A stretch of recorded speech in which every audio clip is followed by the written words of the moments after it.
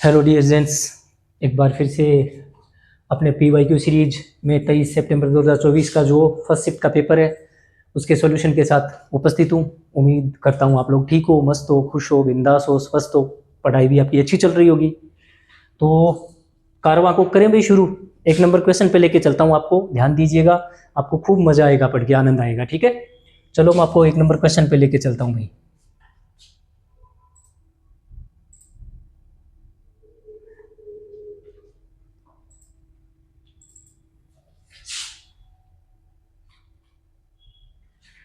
बच्चा देखो, पहले ही अपने क्वेश्चन में क्या दे रखा है भाई, हमें अपने पहले ही क्वेश्चन में अपने को दे रखा है,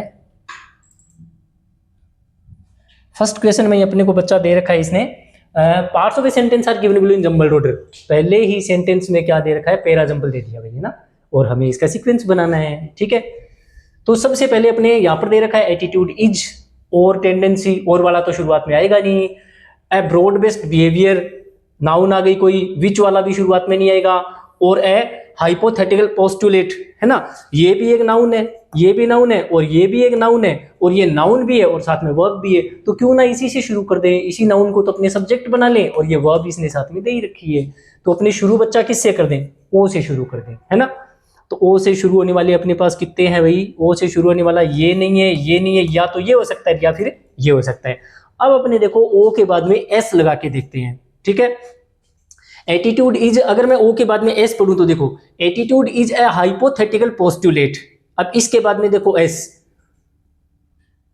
अच्छा ओ के बाद में अपने क्या लगाते हैं, एस लगाते हैं। तो attitude is a hypothetical postulate, और फिर बाद में आर विच इंप्लाइज, हाँ ठीक है, ये हो सकता है भाई, ये हो सकता है। पता है कैसे, देखो ए पोस्टुलेट दे रखा है, ए पोस्टुलेट दे रखा है, ये क्या चीज है, नाउन है, ये कोई नाउन है, नाउन है कैसी, जिसको देखा और छुआ नहीं जा सकता।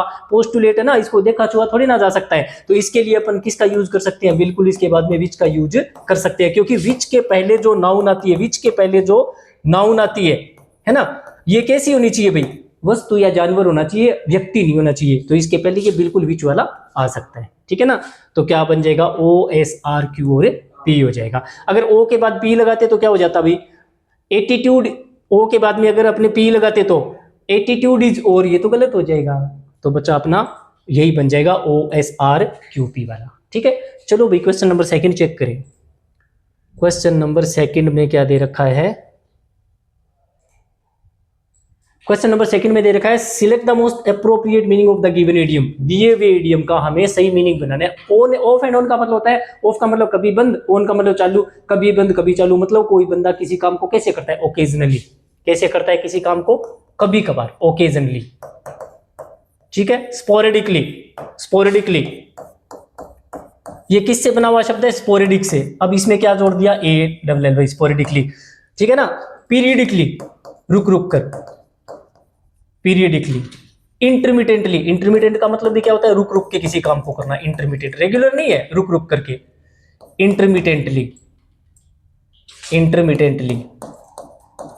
ठीक है, जैसे बच्चा ये स्पोरेडिक नाम है ना, ऐसे एक नाम होता है सोपोरिफिक। आज आपको घर पे देखना है सोपोरिफिक, ये क्या चीज होती है। ठीक है, तो इसका मतलब क्या बन जाएगा, now and then, now and then, एक काम अब हुआ और देन मतलब फिर उसके बाद में तब हुआ, मतलब रेगुलर नहीं, एक काम अब हुआ और एक काम बहुत आगे जाकर के तब हुआ, या नहीं पहले हुआ बहुत बाद में हुआ एक। तो इसका मतलब है फ्रीक्वेंटली नहीं हो रहा है वो काम, बल्कि उसमें ब्रेक लग रहा है, तो नाउ एंड देन हो जाएगा। ठीक है, चलो भी क्वेश्चन नंबर 3 चेक करते हैं बेटा। क्वेश्चन नंबर 3 में अपने को दे रखा है select the most appropriate option to substitute the underline segment. हमें क्या करना है, सब्स्टिट्यूट करना है अंडरलाइन सेगमेंट को। जो कोई सेगमेंट अंडरलाइन कर रखा है बच्चा, हमें उसको क्या करना है, सब्स्टिट्यूट करना है, बदलना है। किन से, इन दिए गए ऑप्शन से। Food intolerance industry has grown dramatically. यहां पर क्या बता रखा है, जो कौन सी इंडस्ट्री है, फूड इंटॉलरेंस इंडस्ट्री। अब ये इंडस्ट्री क्या कर रही है, ग्रो कर रही है, कितना का, ड्रामेटिकली। ड्रामेटिकली का मतलब होता है नाटकीय रूप से, एक्सपोनेंशियली, एक्सपोनेंशियली, बहुत ज्यादा। इन द प्रीवियस डिकेड, पिछले दशक में। Chiefly because of a boost in coeliac and Crohn's disease cases. किसकी वजह से, सीलियक और क्रोन्स डिजीज होती है बेटा, पेट की बीमारियां होती है, पेट की बीमारियां होती है, खाने वाने से हमारे इंटेस्टाइन्स, बॉवल्स वगैरह में कुछ प्रॉब्लम आ जाती है, ब्लोटिंग आ जाती है, उसको बोलते हैं सीलियक और क्रोन्स डिजीज। ठीक है ना। अब देखो डिजीज होती है ना, उसमें कभी बूस्ट नहीं आता, उसमें कभी बूस्ट नहीं आता। मोरल है आदमी का बूस्ट किया जा सकता है, इकोनॉमी को बूस्ट किया जा सकता है। बीमारी है अगर उसमें वृद्धि हो रही है तो वो राइज कर रही है, बीमारियां अगर कोई समस्या और बीमारियां है ना बढ़ रही है, वो राइज कर रही है, वो कभी बूस्ट नहीं करती, बूस्ट नहीं करती। आगे दे रखा है as well as increasing awareness. हाँ, अवेयरनेस अगर बढ़ती है तो वो इंक्रीज करती है, अवेयरनेस इंक्रीज कर रही है।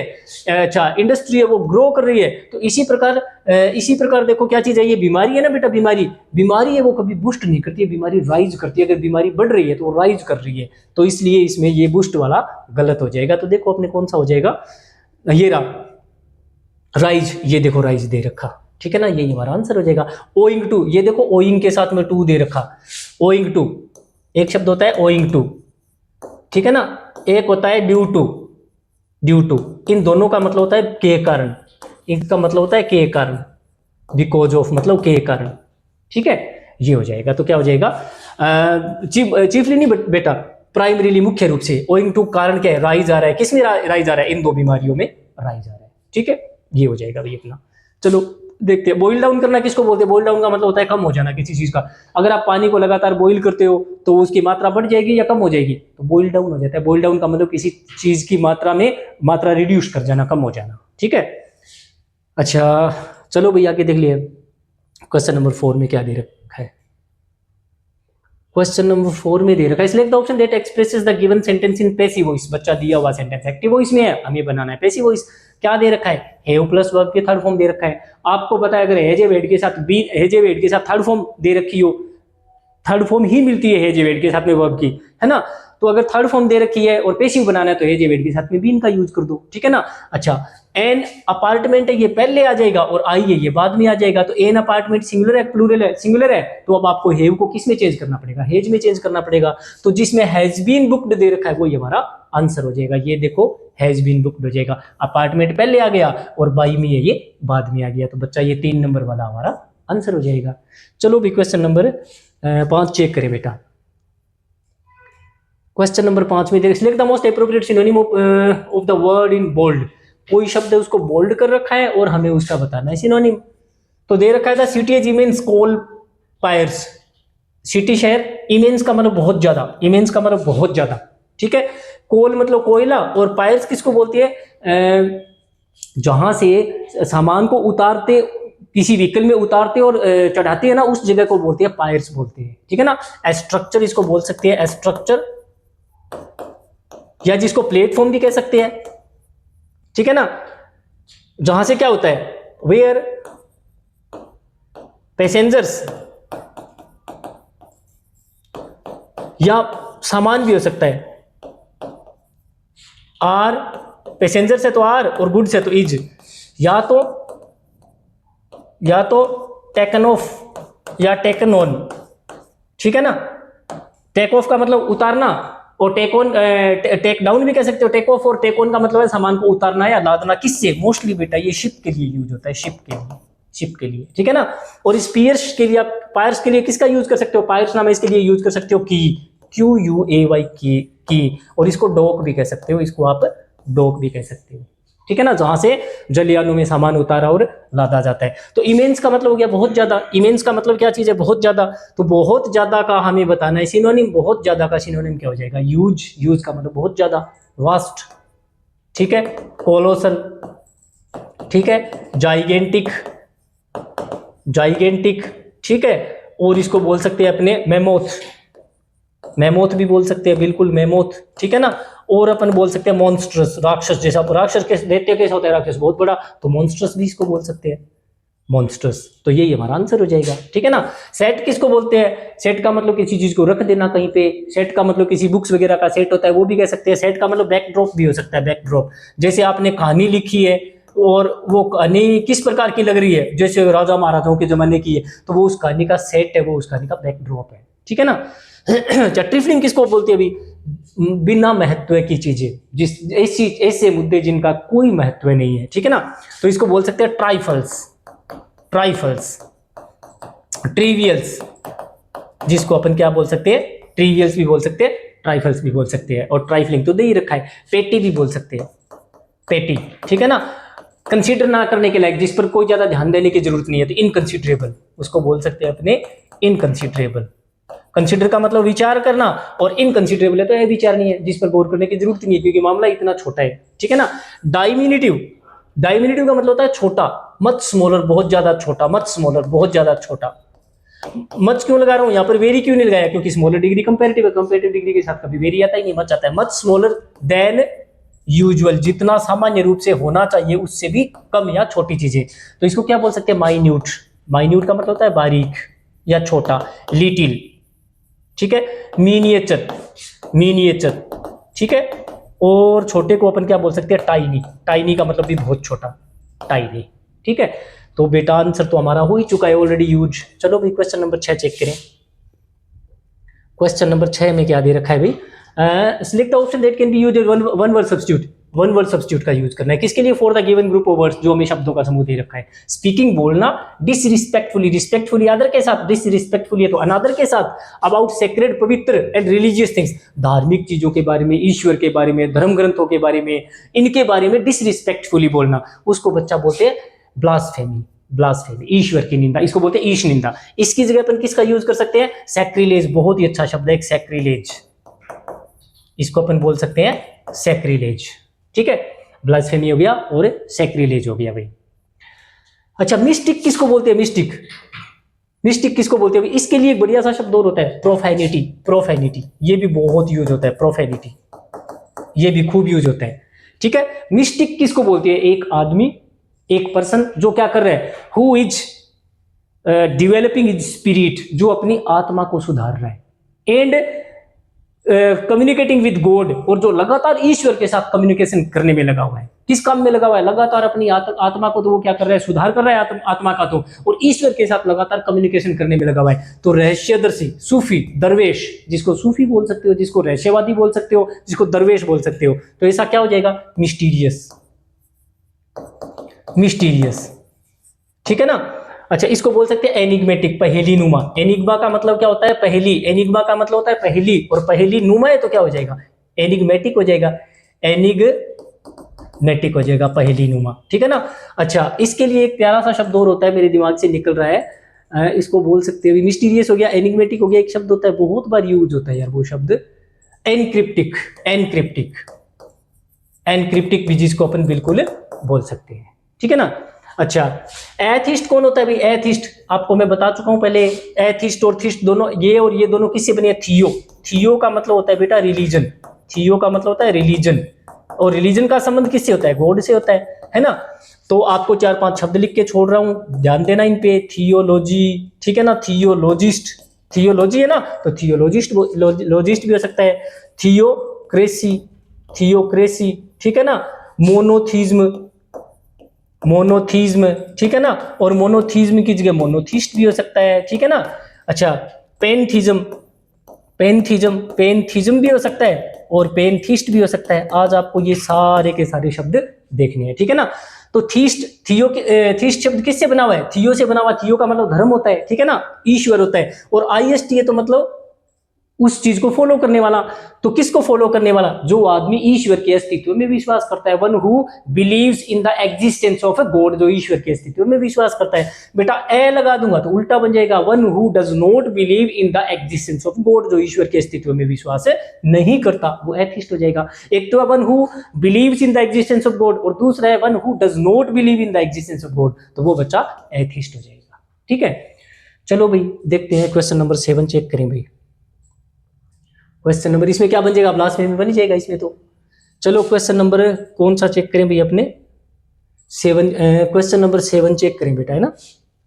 तो क्वेश्चन नंबर 7 में अपने को क्या दे रखा है भाई, identify the error in the following sentence. बेटा इस सेंटेंस में अगर कोई एरर है तो अभी चेक करना है। अच्छा, शब्द क्या लगा रखा है, कोई भी शब्द उसमें सेल्फ लगाया हुआ मिल जाए आपको, सेल्फ या सेल्व्स लगाया हुआ मिल जाए, जैसे आवर सेल्व्स लगा रखा है। आवर सेल्व्स का जन्म किससे हुआ है, इस शब्द का जन्म किससे हुआ है, वी से। जब तक इसके पहले वी नहीं आएगा आप आवर सेल्व्स का यूज नहीं कर सकते। जैसे हर सेल्फ लिखा हुआ है तो हर सेल्फ शब्द का जन्म किससे हुआ है, शी से। जब तक इसके पहले क्या नहीं हो, जब तक इसके पहले क्या नहीं हो, शी नहीं हो, और या फिर किसी लड़की का नाम नहीं हो, लड़की का नाम भी हो सकता है, गीता बबीता कुछ भी हो सकता है, ठीक है ना, तब तक आप हर सेल्फ का यूज नहीं कर सकते। देमसेल्स लिखा हुआ आपको अगर मिल जाए कहीं पे देमसेल्स, बच्चा इसके पहले या तो आपको हर हाल में दे लिखा हुआ मिलेगा या फिर कोई प्लूरल नाउन जरूर लिखी हुई मिलेगी, जैसे पीपल हो सकता है, बॉयज हो सकता है, वुमन हो सकता है, वीमेन हो सकता है, जैसे यानी कोई ना कोई प्लूरल नाउन जरूर मिलेगी। तो बच्चा यहाँ पर तो देखो आवर से पहले कुछ वी जैसा कोई यूज ही नहीं हुआ, ठीक है ना। तो हमें किससे बना हुआ शब्द चाहिए, वंस से, वंस का यूज हुआ है ना, तो हमें यहाँ पर किससे बना हुआ शब्द चाहिए, वन से बना हुआ, और किसके रूप में चाहिए, सब्जेक्ट के रूप में, तो हमें यहाँ पर चाहिए वन चाहिए यहाँ पर। तो बेटा क्या हो जाएगा, आवरसेल्व्स वाला यहाँ पर गलत हो जाएगा, ठीक है। तो चलो भाई आगे देखो, क्वेश्चन नंबर 8 चेक करते हैं। क्वेश्चन नंबर 8 में अपने को क्या दे रखा है, given below are four jumbled sentence. ये तो बेटा फिर से पैरा जंबल आ गया, अभी अपना पैरा जंबल आ गया, ठीक है। अच्छा, दीज आर रेस्पॉन्सिबल, दीज का यूज किसके लिए हो रहा है, जब भी किसी वाक्य में क्या आए, दिस आए, दैट आए, ठीक है, दीज आए, ठीक है, या दो जाए, ठीक है ना, और या फिर सच आए, तो ये इनका यूज किसके लिए हो रहा है, इनका यूज किसके लिए हो रहा है, वो चीज पहले वाक्य में कहीं ना कहीं आ चुकी होती है। तो देखेंगे दीज का यूज किसके लिए हो रहा है। फिर है द कंट्री, कौन से कंट्री की बात हो रही है भाई, यहाँ पर द कंट्री है तो इस देश का यूज तो पहले कहीं हो चुका है। तो the economy of Saudi Arabia, ये देखो किसी का नाम आ गया, ये देखो किसी का नाम आ गया, कैपिटल, यहाँ भी ये भी कैपिटल, ये भी कैपिटल, प्रॉपर नाउन आ गई, प्रॉपर नाउन है तो अपने इसी से शुरू कर देते हैं, तो सी से हमारा सेंटेंस शुरू हो जाएगा, और सी वाला है ही, एक ही तो है यहाँ पर। तो देखो क्या दे रखा है, the economy of Saudi Arabia is based on petroleum, किस पर डिपेंड है इसकी इकोनॉमी, पेट्रोलियम पर, ठीक है ना। इसके बाद में देखो कंट्री है 100 मेजर ऑयल गैस फील्ड्स, कितने गैस और ऑयल के फील्ड है इसके पास, मुख्य मुख्य मेजर बड़े, सो उनमें से सबसे खास कौन सा, ये देखो द चीफ ऑयल फील्ड, ये देखो यहाँ पर भी ऑयल फील्ड गैस फील्ड है और यहाँ पर भी ऑयल फील्ड है, वो कौन सा है, घावर फील्ड, ठीक है ना। अच्छा, इसके बाद में दीज आ गया, दीज का यूज किसके लिए रहा है, इन 100 जो गैस फील्ड और ऑयल फील्ड है उनके लिए दीज का यूज हो रहा है, दीज बहुवचन है और ये 100 है तो ये भी बहुवचन है अपने आप में, ठीक है। चलो बच्चा क्वेश्चन नंबर 9 चेक करें भाई। क्वेश्चन नंबर 9 देखते हैं भाई, select the most appropriate and homonym, homonym किसको बोलते हैं भाई, होमोनिम का मतलब शब्दों का उच्चारण तो कैसा होगा, प्रोनाउंसिएशन सेम बट मीनिंग होगा डिफरेंट। होमोनिम कौन सी शब्द होती है, जिनका प्रोनाउंसिएशन तो सेम है लेकिन जिनका मीनिंग डिफरेंट होता है, ठीक है ना। अच्छा, रो शब्द वर्ब है, तो इस रो वर्ब है तो इसका मतलब होता है खेना, सेल करना, ठीक है ना, सेल का मतलब तैराना, नाव वगैरह को तैराना, ठीक है ना, पानी में नाव को चलाना, सेल करना। इस रो का मतलब होता है मछली के अंडे, eggs of fish, eggs of fish, मछली के अंडे होते हैं उसको बोलते हैं रो। ये रो है सीक्वेंस, सीक्वेंस का मतलब कर्म, तो कर्म में तो वो तो कतार हो गई, फिर इस रो का मतलब है क्यू, क्यू यानी QUE कतार, ठीक है ना। अच्छा, अब यहां पर देखो ए दे रखा है, यहां पर ए दे रखा है, तो ए के बाद में हमें क्या चाहिए, नाउन चाहिए। तो देखो इनमें से ये तो वर्ब है, ये तो वर्ब है, और यहाँ पर ये क्या चीज है, नाउन है, और ये भी नाउन है। अब यहाँ पर मुझे बताओ किसकी बात हो रही है, जब ए है तो एक वचन चाहिए, तो यहाँ पर एक मछली के अंडे की बात हो रही है, एक कतार की बात हो रही है, यहाँ पर एक कतार की बात हो रही है, तो यहाँ पर क्या लिख देंगे, रो लगा देंगे, कतार, ठीक है ना। तो यहाँ पर कौन सा आ गया, सी वाला आ गया, लास्ट में कौन सा आ गया, सी वाला। तो लास्ट में सी किस में है, इसमें नहीं है, इसमें नहीं है, इन दोनों में है, ठीक है ना। अब देखो इंस्ट्रक्टर है, वो काम क्या करता है, रो करने का, उसने कमांड आदेश दिया उनको किस काम का, कि वो क्या करे। जब ये इंस्ट्रक्टर है किस चीज का है, रो करने का, तो फिर ये इंस्ट्रक्ट भी किस काम को करने के लिए देगा, रो करने का ही देगा ना। निर्देशक है ये, इंस्ट्रक्टर मतलब निर्देश देने वाला है, किस चीज का निर्देश देता है, रो करने का, नाव चलाने का। तो अब इनको किस काम के लिए कमांड देगा, वो ये थोड़ी बोलेगा कि आप हेलीकॉप्टर उड़ाओ, अब वो उनको रो करने का ही तो आदेश देगा ना, तो यहां पर हम लगा देंगे रो, ठीक है ना। अब ये रो वर्ब है ना, तो वर्ब है तो हमें रो वर्ब चाहिए, क्यों चाहिए, टू के बाद में वर्ब की पहली फॉर्म चाहिए, टू के बाद में हमें वर्ब की पहली फॉर्म चाहिए, तो ये वाली वर्ब है और ये वाली नाउन है, तो शुरुआत वाले में तो हमें ए चाहिए और बाद वाली में हमें सी चाहिए, ए और सी, यही हमारा आंसर हो जाएगा। चलो बच्चा क्वेश्चन नंबर 10 चेक करें। क्वेश्चन नंबर 10 में दे रखा है, select the most appropriate option to substitute the underline word. इसमें एक बार फिर से बेटा हमें क्या करना है, सब्स्टिट्यूट करना है, किसको, अंडरलाइन वर्ड सेगमेंट को, शब्दों का जो एक सेगमेंट दे रखा है अंडरलाइन किया हुआ, हमें इसको चेंज करना है। तो यहां से है बेटा, कहां से है, inappropriate location, appropriate location. Sanat has arrived, Sanat पहुंचा है मैसूर में, किस आधार पर, ट्रांसफर होकर के। ही रिक्वेस्ट, अब वो रिक्वेस्ट कर रहा है अपने दोस्त रघु से, टू हेल्प हिम, को वो उसकी मदद करे, फाइंड, ढूंढने में, लोकेशन, क्या ढूंढने में, जब आप किसी शहर में आ गए हो ट्रांसफर होकर के, तो आप लोकेशन ढूंढ रहे हो। लोकेशन का मतलब क्या होता है, लोकेशन का मतलब होता है वो जगह है जहां पर आपको पहुंचना है, आपकी जब आप स्विगी से, जोमेटो से आप कोई ऑर्डर करते हो तो उसको आप क्या भेजते हो? लोकेशन। लोकेशन का मतलब होता है आपका डेस्टिनेशन, मंजिल, जहां पर आपको पहुंचना है, डेस्टिनेशन। क्या बोल सकते हैं इसको? डेस्टिनेशन। इसको बोलते हैं लोकलाइजेशन। डेस्टिनेशन, लोकलाइजेशन, एकदम लोकल कर देना। जैसे कोई बंदा विदेश से बोले आप कहाँ रहते हो, कि मैं तो सीकर में रहता हूँ, तो हम क्या बताएंगे? पहले भारत में आओ, फिर भारत से राजस्थान में आना, राजस्थान से फिर आप जयपुर आना, जयपुर से बिल्कुल पास में सीकर आ जाना। तो आपने क्या कर दिया? लोकलाइज कर दिया उसको, एकदम लोकलाइजेशन कर दिया उसका। इसका मतलब हो सकता है प्लेस, इसका मतलब हो सकता है पोजीशन, ठीक है ना? तो अब मुझे बताओ, ये बंदा डेस्टिनेशन पूछ रहा है, नहीं पूछ रहा, डेस्टिनेशन थोड़ी पूछ रहा है। डेस्टिनेशन तो मिल गया इसको, मैसूर तो वो पहले से, मैसूर तो आ ही चुका है, वो डेस्टिनेशन तो आ चुका है वो पहले तो, ठीक है ना? अब क्या चाहिए उसको वहां पर? एलिवेशन। एलिवेशन का मतलब होता है rank, high rank. High rank, कोई स्थान कैसा है, या तो कोई प्लेस हाई है और या कोई रैंक आई है, उसको बोलते हैं एलिवेशन करना, या फिर कोई रैंक। या प्रमोशन करने को भी बोल सकते हैं, अगर किसी आदमी को प्रमोट कर दिया जाए ना, प्रमोशन, तो उसको भी एलिवेशन बोलते हैं, प्रमोशन को भी। अच्छा अच्छा, या फिर उसको क्या चाहिए? एलिवेशन तो चाहिए नहीं, यहां पर इसमें तो दोस्त है, वो उसको प्रमोशन थोड़ी करवा देगा उसका। हाँ, वहां पर उसको अकोमोडेशन चाहिए, ये बात चाहिए, अकोमोडेशन चाहिए। अकोमोडेशन किसको बोलते हैं? रहने की जगह, लॉजिंग। क्या चाहिए उसको? लॉजिंग चाहिए। और वो भी किस पर? रेंटेड है तो किराए पर, किराए पर उसको मकान चाहिए। तो अकोमोडेशन का मतलब होता है लॉजिंग, लॉजिंग, या उसको रेजिडेंस भी कह सकते हो, उसको कोई ना कोई रहने का ठिकाना चाहिए, ठीक है ना? तो यही हमारा आंसर हो जाएगा। जंक्शन तो वो होता है जहां पर बस से या ट्रेनें मिलती है कई सारी जगहों से आकर के, वो जंक्शन होता है। रिकमेंडेशन का मतलब होता है सिफारिश करना, किसी चीज की सिफारिश करना, ठीक है ना? तो उसको अकोमोडेशन चाहिए, उसको रेंट पर रहने के लिए घर चाहिए, ठीक है? ये हो जाएगा। चलो अभी क्वेश्चन नंबर 11 चेक करेंगे। क्वेश्चन नंबर 11 में क्या दे रखा है? The given sentence is divided into 4 segments. Sentence को 4 टुकड़ों में डिवाइड कर रखा है। Select the option that is the segment with A grammatical error. बच्चा कोई एक पार्ट है जिसमें ग्रामर का एरर दे रखा है, वो हमें ढूंढना है। Two of the world's best forwards has played alongside David Beckham, ठीक है? तो यहां पर हमारा सब, ये रही वर्ब, ये रही हमारी वर्ब। इसके पहले सब्जेक्ट कौन है? ये पूरा का पूरा हमारा सब्जेक्ट है, ठीक है ना? इनके बीच में आ गया ओव। ओव क्या चीज है? कोई प्रेपोजिशन। ओव क्या चीज है? प्रेपोजिशन। सब्जेक्ट हमेशा प्रेपोजिशन से पहले वाले शब्द को माना जाता है, बाद वाले को नहीं। तो हम वर्ब किसके अकॉर्डिंग लगाएंगे? इस टू के अकॉर्डिंग। और टू एक है, ज्यादा बंदे हैं, तो बच्चा हम एज थोड़ी ना लगाएंगे, हम क्या लगाएंगे? हैव लगाएंगे, ठीक है ना? अब जैसे the boy in these pictures, in these pictures are gorgeous, GORGEOUS, ठीक है ना?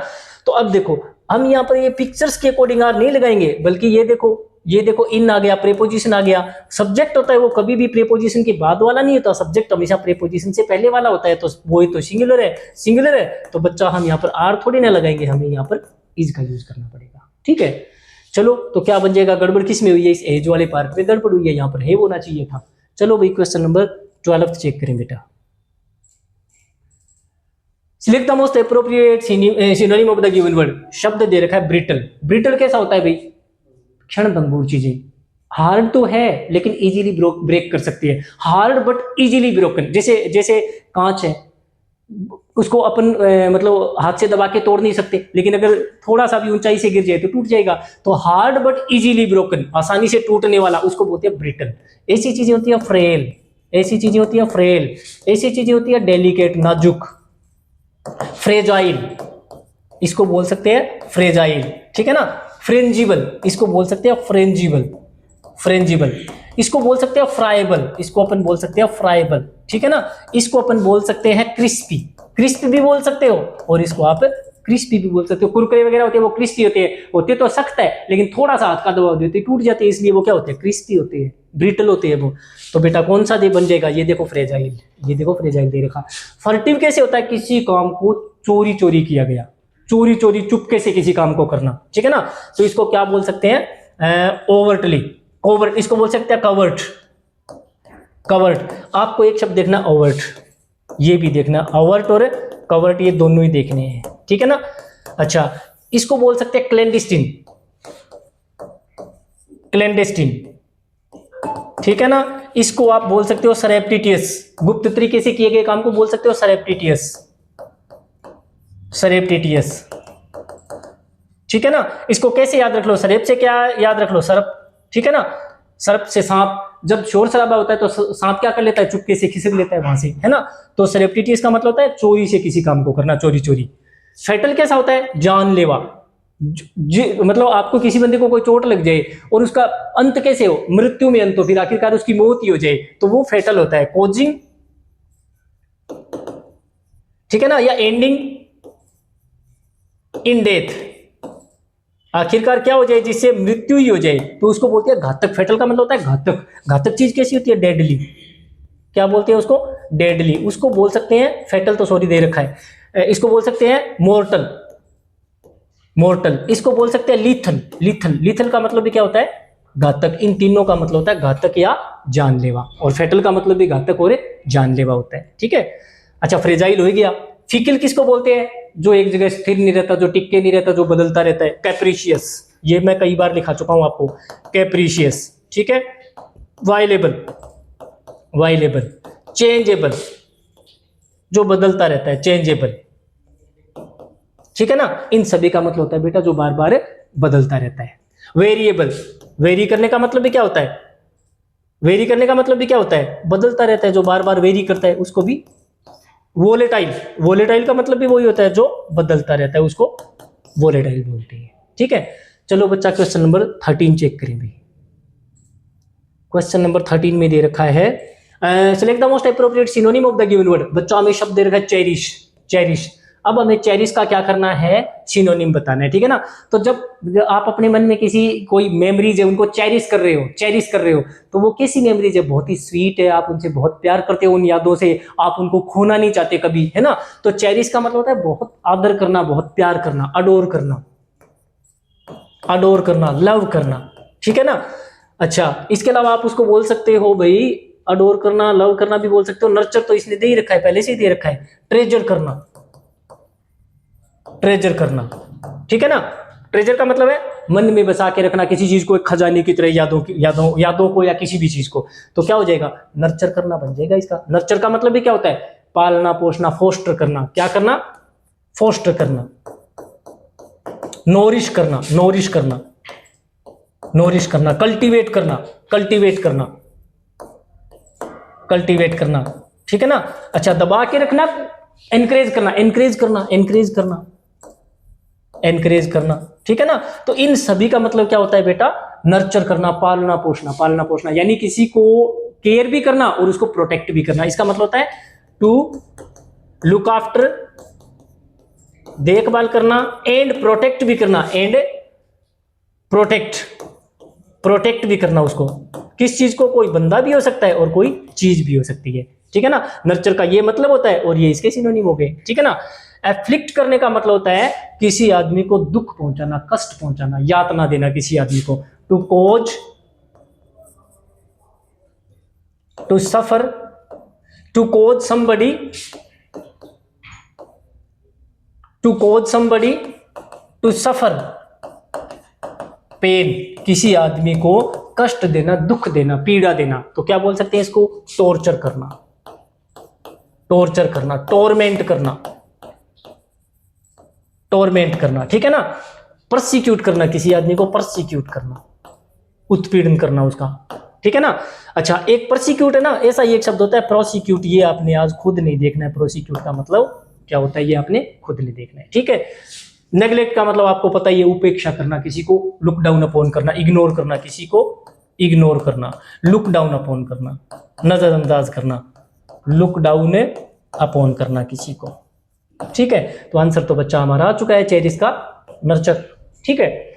चलो भी क्वेश्चन नंबर 14 चेक करें। क्वेश्चन नंबर 14 में दे रखा है select the most appropriate synonym of the given word. दिए हुए शब्द का सिनोनिम बताना है। एडिक्वेट का मतलब होता है पर्याप्त, पर्याप्त, जिसे अच्छा खासा, जिसे हमारा काम चल जाए, उसको बोल सकते हैं सफिशिएंट, सफिशिएंट, ठीक है। इनफ, इनफ का मतलब भी क्या होता है, पर्याप्त होता है, ठीक है ना। कॉम्पिटेंट, कॉम्पिटेंट का मतलब भी ऐसा जो लड़ाई लड़ सकता है आराम से, मतलब सामने वाले को कंट्रोल कर सकता है, काबू कर सकता है, कॉम्पिटेंट, इसको अपन बोल सकते हैं कॉम्पिटेंट, ठीक है। अच्छा, तो ये देखो बेटा क्या दे रखा है, सिनोनिम इसने दे रखा है, ठीक है ना। हिडन कैसा होता है, छुपाया हुआ। हिडन कैसा होता है, छुपाया हुआ, तो कैसा होगा? क्लाउड, क्लाउड किया हुआ, क्लाउड किया हुआ। सीक्रेट, जिसको अपन क्या बोल सकते हैं? सीक्रेट बोल सकते हैं, जिसको अपन कवर्ट बोल सकते हैं, कवर्ट, ठीक है ना, ये हो जाएगा। अच्छा, रिकंसाइल, रिकंसाइल के दो अर्थ होते हैं, रिकंसाइल के दो अर्थ होते हैं। एक तो किसी के साथ लड़ाई झगड़ा हो जाए और हमने उसके साथ सुलह कर ली, समझौता कर लिया, मतलब किसी के साथ टू बिकम फ्रेंडली अगेन, किसी के साथ फिर से फ्रेंडली हो जाना आफ्टर डिस्प्यूट, ठीक है ना, लड़ाई के बाद। उस कंडीशन में रिकंसाइल के साथ किसका यूज करना है? विद का। रिकंसाइल के साथ यूज करना है विद का, और इसका मतलब क्या होता है? एग्रीमेंट हो जाना, एग्रीमेंट हो जाना, ठीक है ना। हाँ, to be in peace, to be in peace, शांति स्थापित हो जाना, ठीक है, ठीक है ना। ट्रीटी हो जाना, ट्रीटी हो जाना, ट्रूस हो जाना। ट्रूस का मतलब भी क्या होता है? शांति स्थापित हो जाना, ठीक है ना। एक रिकंसाइल का मतलब क्या होता है? किसी चीज को स्वीकार कर लेना, किसी चीज को स्वीकार कर लेना, ठीक है ना। टू डील विद, डील कर लेना, to deal with. Two ideas भी हो सकते हैं, ओपिनियंस भी हो सकती है, ठीक है ना। Opposite to each other, opposite to each other, जो एक दूसरे के विपरीत है, उन चीजों में खुद को एडजस्ट कर लेना, ठीक है ना। तो उस कंडीशन, जैसे आप तो करना चाहते हो कि इस काम को ऐसे किया जाए, आपका बॉस बोल रहा है नहीं इसको ऐसे किया जाए, तो आपने उसको बेमन से इसे स्वीकार कर लिया। उस कंडीशन में रिकंसाइल के साथ किसका यूज करना होता है? टू का यूज करना होता है, ठीक है ना। और इसके लिए अपन किस शब्दों का यूज कर सकते हैं? अडेप्ट कर लेना, ठीक है, कॉन्फॉर्म कर लेना, कॉन्फॉर्म कर लेना, ठीक है, एडजस्ट कर लेना, एडजस्ट कर लेना, जैसे तैसे करके अपने आप को एडजस्ट कर लिया, कॉन्फॉर्म कर लिया और या अडेप्ट कर लिया, ठीक है ना। तो रिकंसाइल के दोनों मीनिंग देखनी है, एक बार तो रिकंसाइल के साथ विद आता है और एक बार रिकंसाइल के साथ टू आता है। और जब रिकंसाइल के साथ टू आएगा तो इसके तुरंत बाद में सेल्फ या सेल्व्स का यूज जरूर होता है, रिफ्लेक्सिव प्रोनाउन भी इसके साथ जरूर आता है, ये कभी बाद में बताऊंगा आपको। अच्छा, इवेल्युएट करना किसको बोलते हैं? इवेल्युएट, किसी चीज के बारे में पहले फैक्ट चेक करना और उसके बाद में कोई राय बनाना, तो क्या बोलेंगे? To check facts before forming, बनाने से पहले एनी ओपिनियन अबाउट समथिंग या समबडी, अबाउट समथिंग या समबडी, किसी चीज के बारे में राय बनाने से पहले आपने फैक्ट चेक करें कि ये बात सही है या गलत है। या इसको ये भी कह सकते हैं टू जज द वैल्यू ऑफ समथिंग, किसी चीज की वैल्यू जांच करना, तो उसको अपन बोल सकते हैं एसेस करना, एसेस करना, ठीक है ना। इवेल्युएट करना, इवेल्युएट करना, ठीक है ना। अप्रेज करना, अप्रेज करना, ये बहुत प्यारा शब्द है, अप्रेज, ठीक है ना। इसी के जैसा एक शब्द होता है अप्राइज, इन्फॉर्म करना, किसी को सूचित करना, ये शब्द भी आपने आज बिल्कुल देखना है, ठीक है। चलो भी क्वेश्चन नंबर 15 चेक किया जाए। Select the option that contains all the misspelled words in the following sentences. दिए हुए सेंटेंसेस में हमें गलत शब्द कौन से है वो पकड़ने। रेस्ट्रॉ, पहले में तो रेस्ट्रॉ आ गया,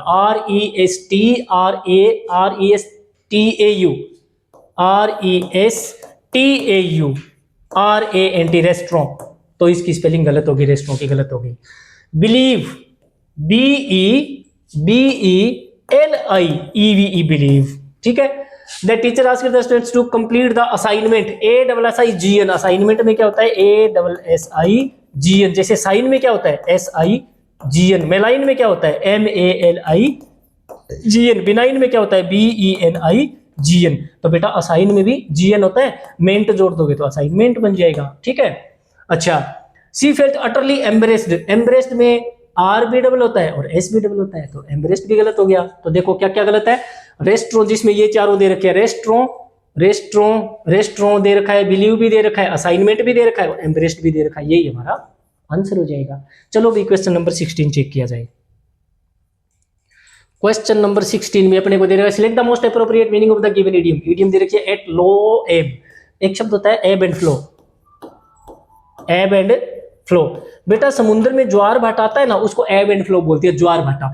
एब में क्या होता है? पानी नीचे उतरता है। ज्वार भाटा आता है तो एक बार तो पानी समुद्र का किनारों की तरफ ऊपर जाता है और एक बार नीचे चला जाता है। तो एब का मतलब होता है नीचे जाना और फ्लो का मतलब होता है ऊपर आना, ठीक है ना। एक शब्द देखना आपने, वैक्स एंड वेन, एक शब्द आपने देखना है वैक्स एंड वेन, इसका मतलब आपने देखना है। इसका मतलब भी घटना और बढ़ना होता है, आपको पता लगाना है। वेक्स का मतलब घटना है कि बढ़ना, वेन का मतलब घटना है कि बढ़ना, जी चेक करना है आपने, ठीक है ना।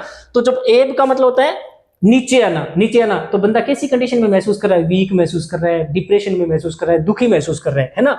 तो क्या हो जाएगा, क्रिटिकल मोमेंट नहीं, हैप्पी स्टेट नहीं, अनएम्प्लॉयड मोड नहीं, डिप्रेस्ड और वीक स्टेट, ये हमारा उत्तर बन जाएगा इसमें, ठीक है ना। और वो ये बना हुआ किसी एब एंड फ्लो, जिसका मतलब क्या होता है, ज्वार भाटा, समुद्र में आने वाला ज्वार भाटा, ठीक है। चलो भाई क्वेश्चन नंबर 17 चेक किया जाए भाई।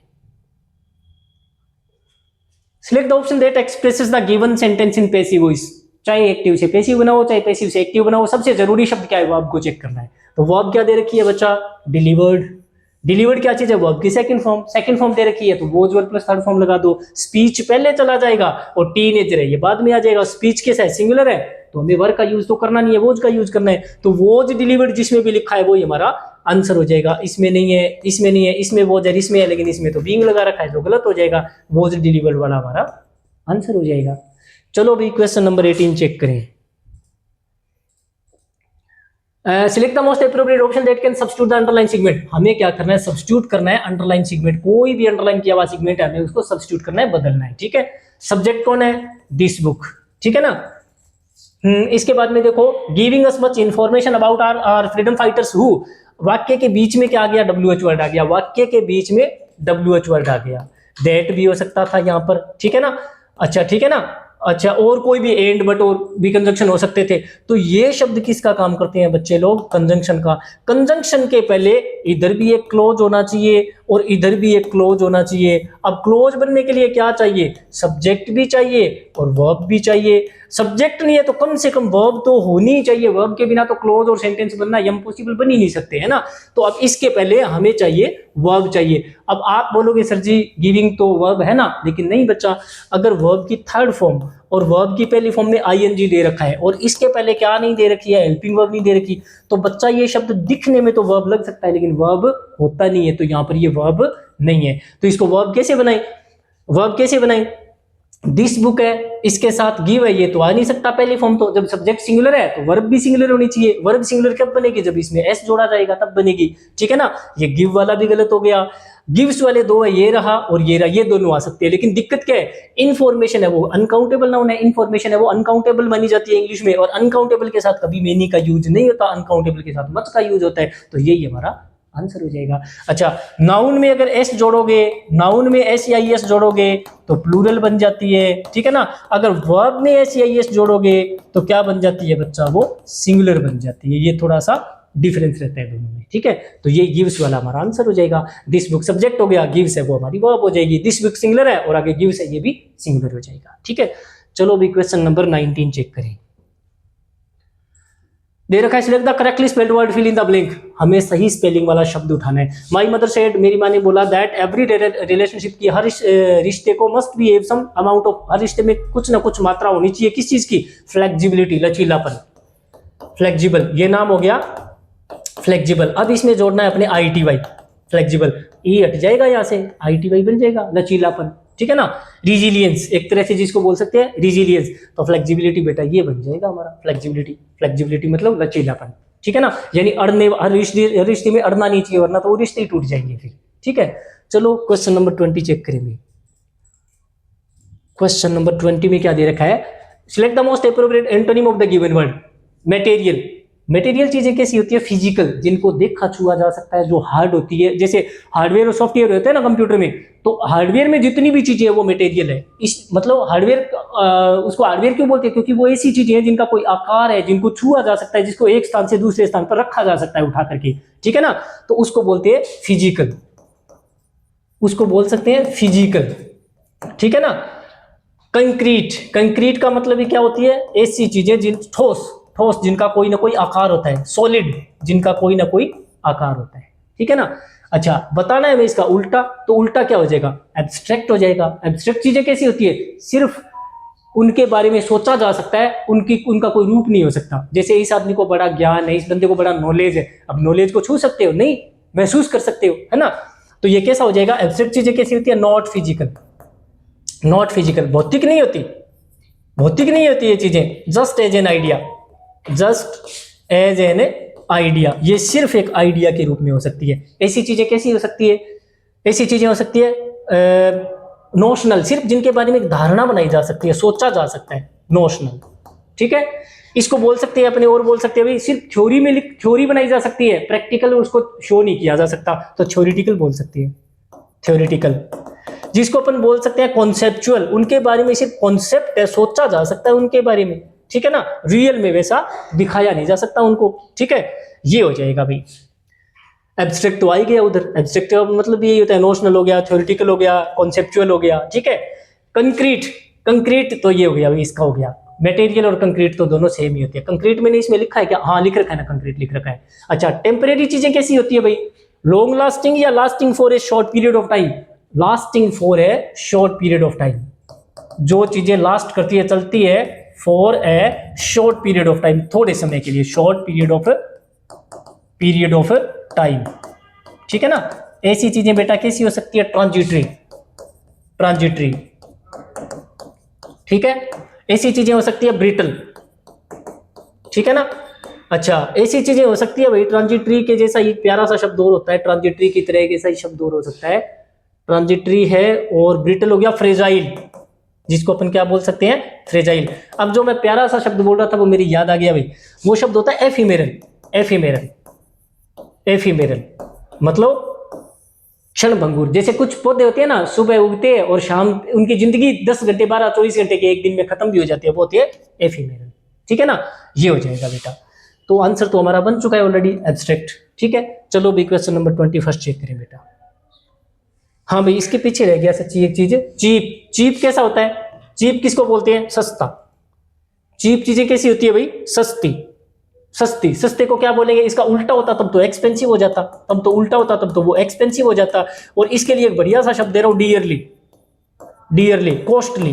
कॉस्टली का मतलब ही क्या बन जाता? महंगा बन जाता। उल्टा है तो इनएक्सपेंसिव, एक्सपेंसिव, इनएक्सपेंसिव। ठीक है, in very low price, in low price, in low price. जो चीज हमें कैसे मिल जाए? लो प्राइस में मिल जाए। इकोनॉमिकल, इकोनॉमिकल जिसमें ज्यादा पैसा लगाना नहीं पड़ता, इकोनॉमिकल। ठीक है, अच्छा, इसके अलावा इसको बोल सकते हैं इकोनॉमिकल, और क्या बोल सकते हैं? सस्ते को क्या बोल सकते हैं भाई? डियरली तो हो ही गया, इनएक्सपेंसिव हो गया, लो प्राइस हो गया, इकोनॉमिकल हो गया। ठीक है, अफोर्डेबल भी कह सकते हैं भाई, क्योंकि इसको कोई भी आदमी अफोर्ड कर सकता है, उसको मतलब उसका खर्चा कोई भी आदमी उठा सकता है, अफोर्ड कर सकता है, इसलिए वो अफोर्डेबल हो जाएगा। ठीक है, चलो भी क्वेश्चन नंबर 21 चेक करिए बेटा। क्वेश्चन नंबर 21 में क्या दे रखा है? In the following passage some words have been deleted. Passage में से कुछ शब्दों को डिलीट कर दिया गया है। रीड द पेसेज केयरफुली, हमें पेसेज को ध्यान से पढ़ना है, and select most appropriate option, और हमें एकदम सही ऑप्शन उठाना है। किस काम के लिए? To fill in each blank, प्रत्येक ब्लैंक में भरने के लिए हमें अप्रोप्रिएट वर्ड को उठाना है। ठीक है ना। तो क्या दे रखा है इसने? कल्चर इज, कल्चर होती है, क्या चीज होती है? कल्चर क्या चीज होती है? टू क्रिएट, क्रिएट, क्रिएटिंग और क्रिएशन। ठीक है, अंडरस्टैंडिंग, प्रोटेक्टिंग, और एक तो अंडरस्टैंडिंग करना और एक प्रोटेक्ट करना। अब देखो बीच में आ गया लाइक, इस पार्ट को एक बार छोड़ दो, इस पार्ट को एक बार छोड़ दो। ठीक है ना। नोट, अब इस नोट का सब्जेक्ट किसको मान लो? नोट का सब्जेक्ट भी कल्चर को ही मान लो, कल्चरीज है ना, तो यहां पर भी अपनी तरफ से क्या मान लो? कल्चरीज ही मान लो, कल्चरीज। ठीक है ना, इसको मानो है ही नहीं है बीच में, ये है ही नहीं। ठीक है ना। Like the cultivation of A garden, cultivation उत्पन्न करना, किसको? गार्डन को। जैसे गार्डन को कल्टीवेट करना, उगाना। तो क्या बताया इसने? कल्चर ऐसा ही है जैसे कि एक गार्डन को क्या करना? गार्डन को क्या करना? क्रिएट का मतलब उगाना, उत्पन्न करना। क्रिएट का मतलब उत्पन्न करना। अंडरस्टैंडिंग मतलब उसको समझना। ठीक है, और प्रोटेक्टिंग उसको बचाना। किसको? यहां पर आप लिख सकते हो अपनी तरफ से ए गार्डन लिख सकते हो। ठीक है ना।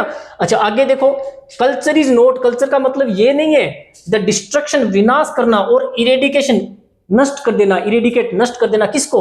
Of its roots. अब इट्स का यूज यहां पर किसके लिए हो रहा है? इट्स का यूज इस गार्डन के लिए हो रहा है। इट्स का यूज किसके लिए हो रहा है? इस गार्डन के लिए हो रहा है। गार्डन को क्या करना? इसकी जड़ें उखाड़ देना। तो कल्चर का काम क्या है? इसलिए हमें यहां पर क्या लगाना पड़ेगा? क्रिएटिंग। कल्चर का काम होता है, कल्चर इज होती है, क्या होती है? क्रिएटिंग, क्रिएट करना, अंडरस्टैंड, समझना, एंड प्रोटेक्ट, और संरक्षण देना, बचाना। किसको? ए गार्डन, एक गार्डन को। ठीक है ना।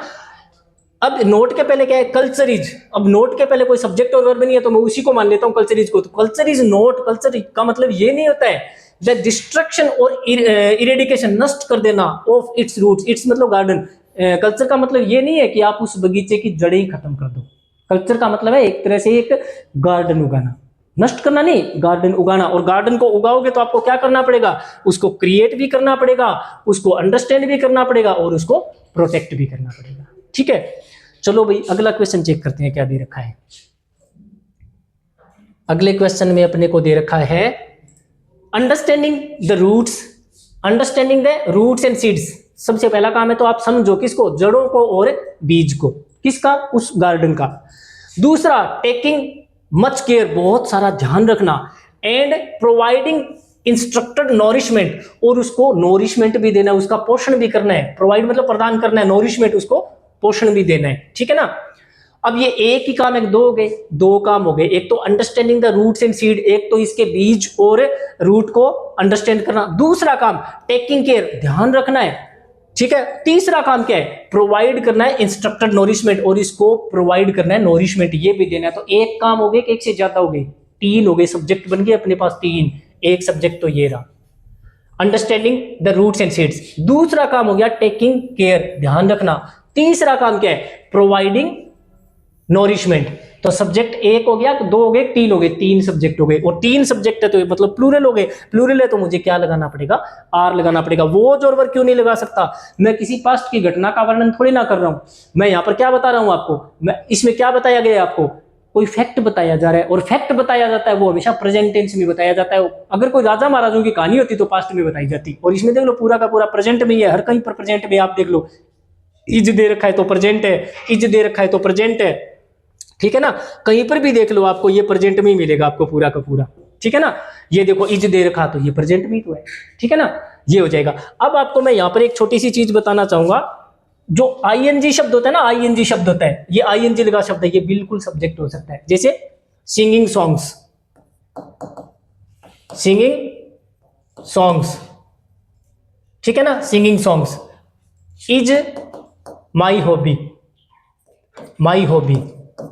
अब यहां पर सिंगिंग सॉन्ग्स है, ये आपका सब्जेक्ट बन चुका है। सिंगिंग है, ये किसका काम कर रही है, सब्जेक्ट का, इज लगा दिया। अब मैं दो काम लिख दूं, singing songs and writing poems, and writing poems. कितने काम हो गए, दो हो गए। एक तो कविताएं लिखना और दूसरा सिंगिंग सॉन्ग्स। कितने काम हो गए, दो। अब मुझे इज नहीं आर लगाना है, आर डिफरेंट थिंग्स, ये दो अलग चीजें हैं। आर टू डिफरेंट थिंग्स, दो अलग चीजें हैं। तो यहां पर ही आईएनजी लगा हुआ शब्द और यहां पर ही आईएनजी लगा हुआ शब्द, दोनों सब्जेक्ट का काम कर रहे हैं। तो इसी प्रकार ये अंडरस्टैंडिंग, टेकिंग और ये प्रोवाइडिंग, यहां पर ये किसका काम कर रहे थे, सब्जेक्ट का काम कर रहे थे। ठीक है, चलो आगे देखते हैं अभी। तो इसमें क्या आ जाएगा, आर आ जाएगा, इसमें आर आ जाएगा। चलो अगला पार्ट देखें, अगले क्वेश्चन में क्या दे रखा है। अगले क्वेश्चन में दे रखा है culture is also similar. Culture मिलती जुलती है, सिमिलर है। किससे सिमिलर है, understanding its, culture is similar, culture भी बिल्कुल सिमिलर है किसके, अंडरस्टैंडिंग इट्स एक्वेंटेंस, इसको समझना, अंडरस्टैंडिंग समझना, इट्स एक्वेंटेंस, इट्स का यूज किसके लिए हो रहा है, कल्चर के लिए। इट का यूज किसके लिए हो रहा है, कल्चर के लिए। समझना, किसको समझना, समझना किसको समझना, कल्चर की पहचान। एक्वेंटेंस मतलब पहचान, किसके साथ, लिटरेचर के साथ और कला के साथ। कलर का, इसका कल्चर का काम भी क्या है, अपना परिचय ढूंढना। किसके साथ परिचय ढूंढना, लिटरेचर के साथ और आर्ट के साथ। एक्वेंटेंस के साथ हमेशा विद का यूज होता है, एक्वेंटेंस के साथ हमेशा विद होता है। आपकी किसी के साथ जानकारी है, आपकी किसी के साथ पहचान है, तो एक्वेंटेंस विद का यूज होता है हमेशा, एक्वेंटेंस विद। ठीक है ना।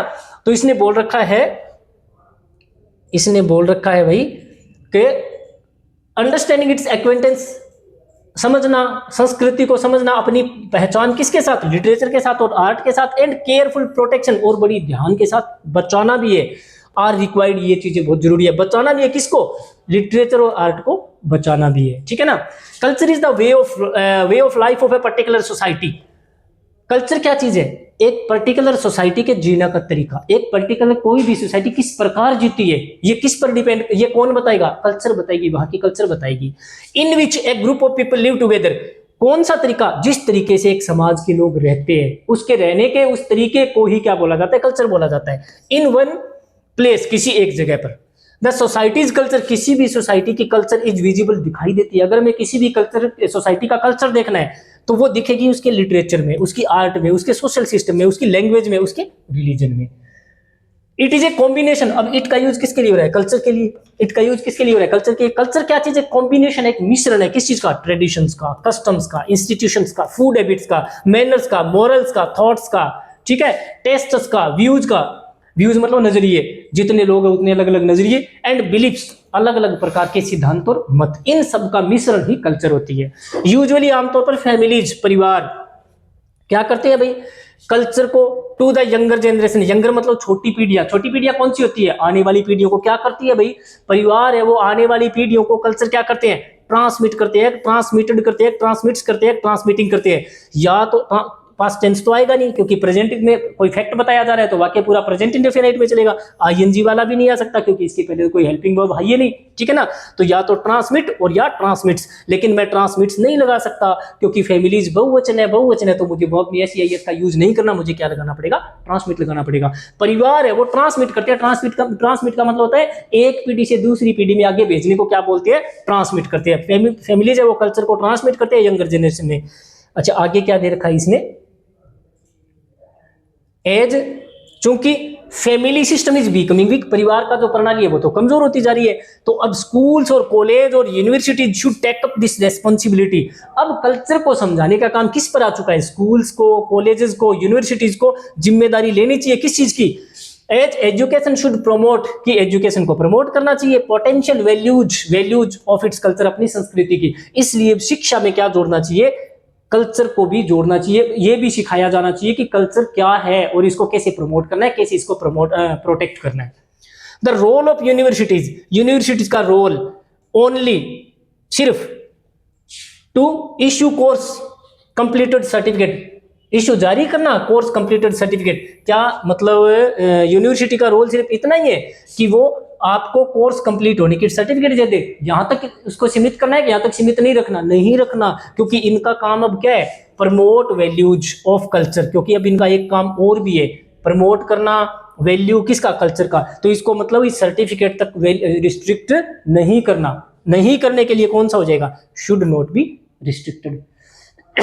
इसलिए यूनिवर्सिटीज को यहां तक सीमित नहीं रखना, कहां तक? कि वो सिर्फ डिग्रियां बांट दे। रिस्ट्रिक्ट का मतलब होता है सीमित कर देना, और शुड नॉट बी रिस्ट्रिक्टेड है तो मतलब इनको सीमित नहीं किया जाना चाहिए। तो बच्चा, ये था हमारा सॉल्यूशन। अगले सॉल्यूशन के साथ फिर मिलता हूं। आप लोग खुश रहिए, मस्त रहिए, स्वस्थ रहिए और हार्ड वर्क करते रहिए।